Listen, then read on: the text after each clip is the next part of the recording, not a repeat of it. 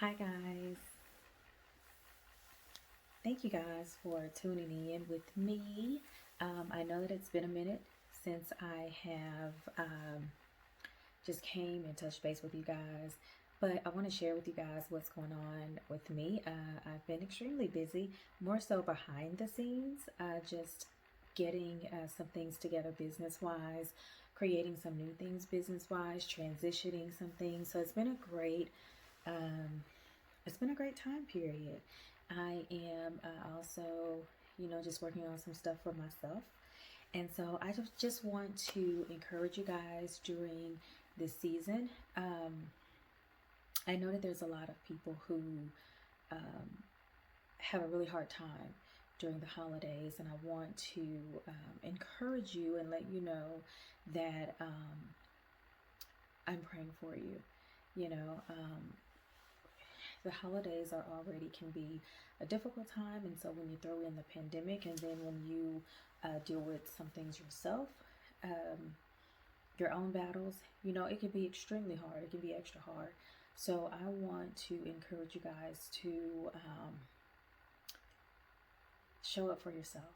I've been on that a lot lately. And a lot of times, showing up for yourselves also means identifying whether or not a transition in your life, perhaps a disappointment, perhaps an expectation that you had or held someone else to didn't go the way that you planned or would have liked for it to go. And so instead of you allowing that to nurture you and to grow you in some areas, you have allowed yourself to sit in that pain. I'm speaking to the choir. Sometimes we can be so disappointed when we finally get something that we think God has for us. We've waited for it, we've prayed for it, we've done all of the things that we feel have been the necessary steps. We've positioned ourselves. But what happens when you feel like you've positioned yourself and you finally get that open door to something that you've been in warfare about, something that you've been praying about, and then something that you've actually been content in because you know that you have prepared yourself and put in the work? What do you do then when you get that thing and your past comes roaring in like a lion and causes you to fumble something that you truly believe that God had for you? I'm a firm believer in God's word. I'm also a firm believer in that we can prematurely disrupt things when we move too fast. We can prematurely cause some things to abort in our lives. We can prematurely move too fast and can mess up some things that God has for us. And all the while, God is trying to slow us down, but that little voice, that intuition, the little whisper from your past or the whisper from something that you've healed from tries to rush back in and say, no, you're not healed, tries to rush back in and say, oh no, this person's going to be just like the last person, or this situation is going to turn out just like the last situation. You're going to be disappointed. You're going to be let down. What do you do when those voices come in and when those voices try to tell you that what God has for you is not really for you? Listen, when I tell you, I am preaching to the choir. I'm preaching to the choir because there's no easy answer for that. When you have something in your grip and when that thing leaves, mostly because of your own actions, because of your own inactions, because of your fears, because of your insecurities, because of, things that you have contributed to in a major way, what do you do? Sometimes there's nothing we can do.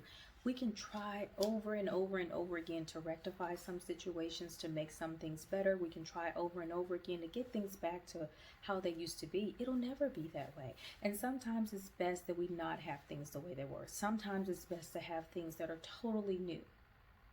You can have a do-over, but it can be a new one. And so sometimes we have to allow ourselves to sit in our feelings, to deal with those feelings, to deal with the root of those feelings. And that is extremely hard. It's hard when the root of your feelings, the root of your pain could be your trauma. that you thought you healed from.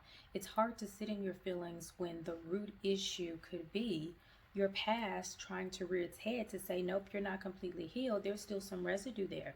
It's hard to sit in those feelings when you've invested so much and now you're stuck with a void because you gave too much. You gave too much of yourself to a situation. You gave too much of yourself to someone. You gave too much of yourself to something.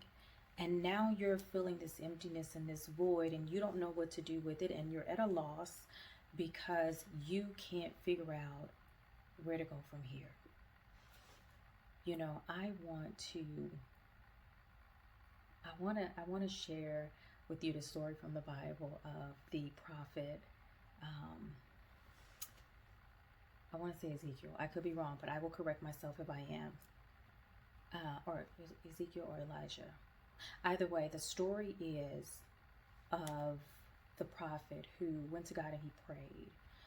And he prayed for rain. He prayed for rain. And actually, I'm looking it up now because I like to be accurate and I like to give people the correct information. Yes. It was Elijah, right? Elijah kept praying. He kept praying for a change. He kept praying for rain. And everyone around him, you know, some doubted him. Some thought he was crazy. Some thought that he was out of his mind.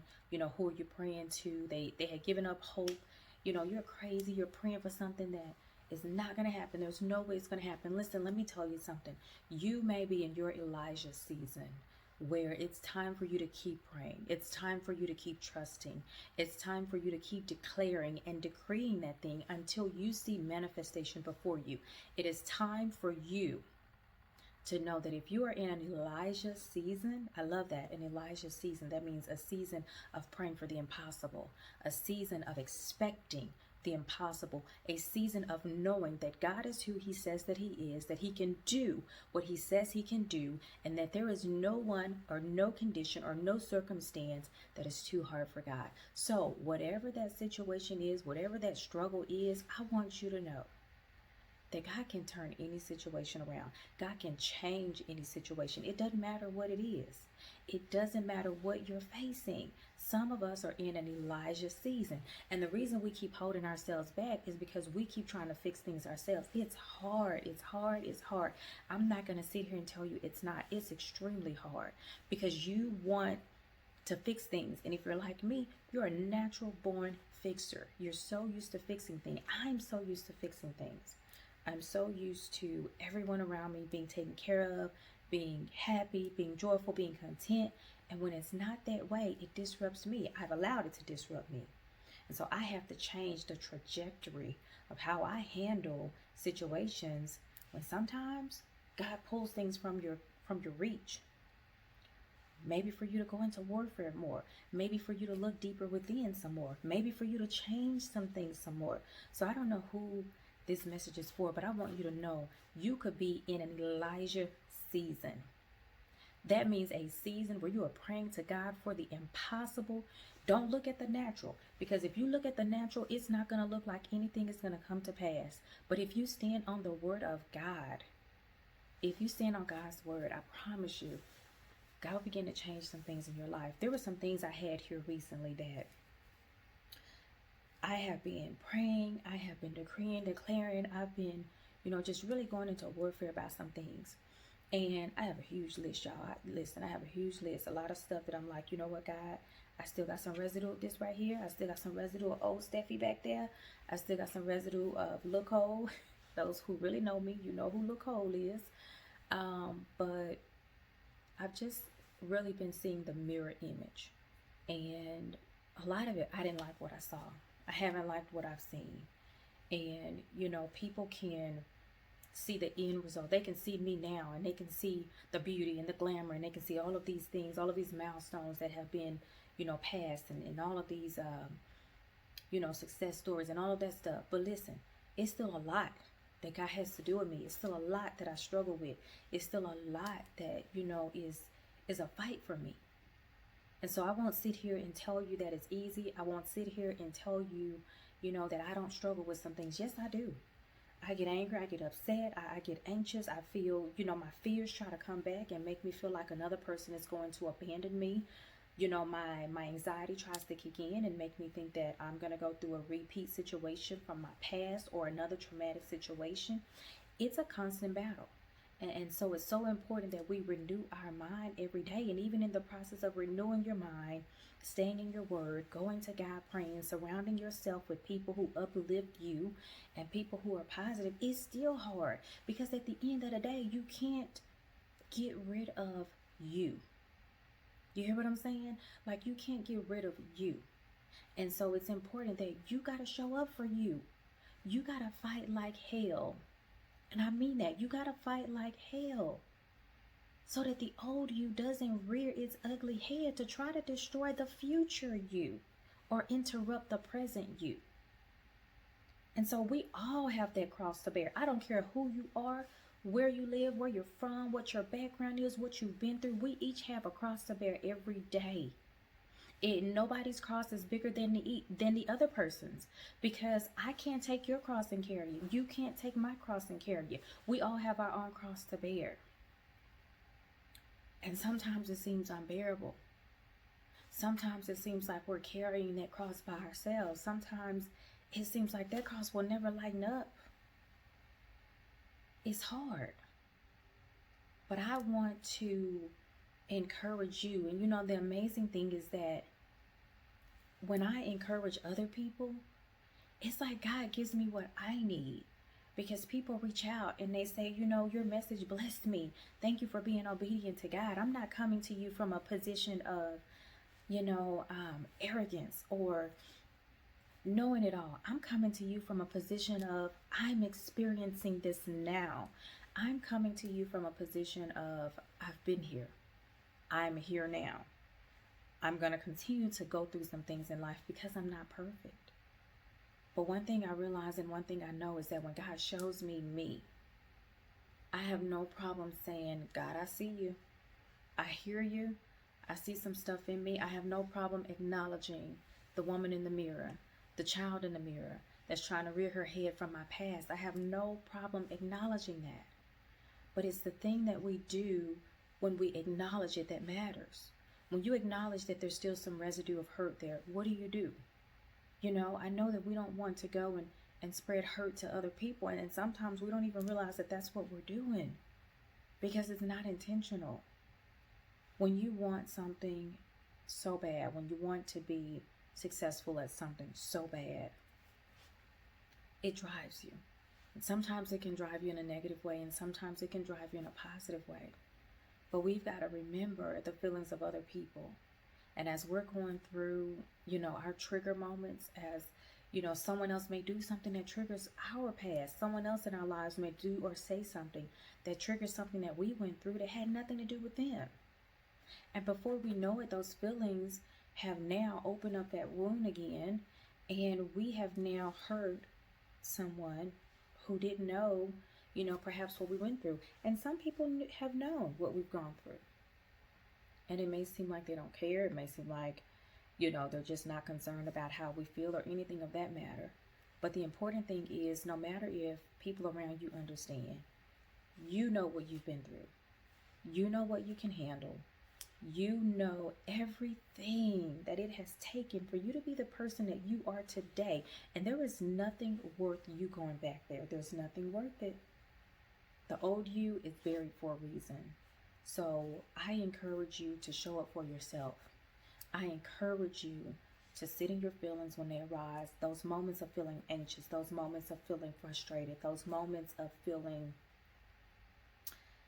just angry.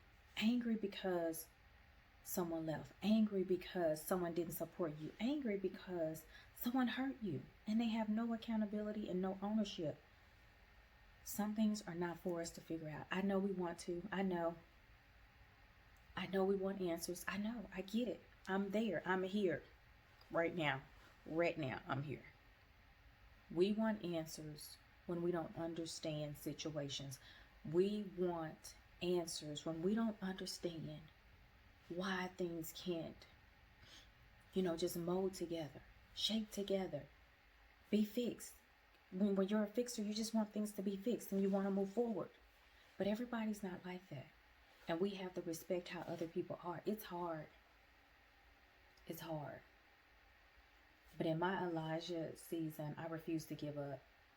I refuse to stop praying. I refuse to stop believing God. I refuse to stop decreeing. I refuse to sit down and die.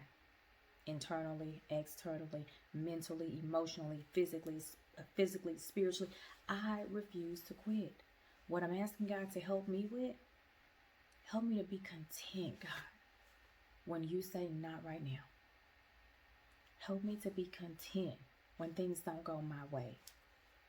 Help me to be peaceful and joyful. God, when you say, this ain't it, even though I felt like it was, even though I knew that it was. Because guess what? If it is, God's going to allow that thing to come back full circle. It's just the waiting process. While we're waiting, while we're seeking God, while we're praying, while we're trying to work on ourselves, we got to be at peace and not disrupt anybody else's peace. And it's hard, y'all. It's hard. It's hard when you have been the perpetrator of somebody else's pain and you want to fix it and you want to get it right and you reach out to get it right and that wall is up. It's hard. So listen, I just wanted to stop by tonight. I wanted to encourage you guys tonight. Number one, show up for yourself. All right? Show up for yourself. That person in the mirror, they need you. All right? Number two, don't stop praying. I don't care what it looks like. I don't care. I don't care. I don't care. Don't stop praying. Don't stop going to God. Don't stop taking that thing to God. All right? And listen, even when you take it to God, and when you don't see a change right then, when you don't see a change suddenly, it doesn't mean God's not working. It does not mean God's not working. You got to trust that His plan is so great for you. Even when you don't see it or don't understand it, He has an awesome plan for you that is going to fit perfectly into your life for you. You know, and I'm going to say this. I'm going to say this because, you know, sometimes we don't understand why people leave.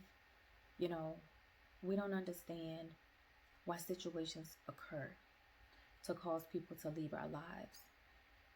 But have you ever considered that sometimes God will allow that separation, God will allow that hiccup, that's what I like to use, God will allow that hiccup so that things can be recalibrated, so that things can be done differently on both sides, 3 sides, however many people involved, whatever the situation is.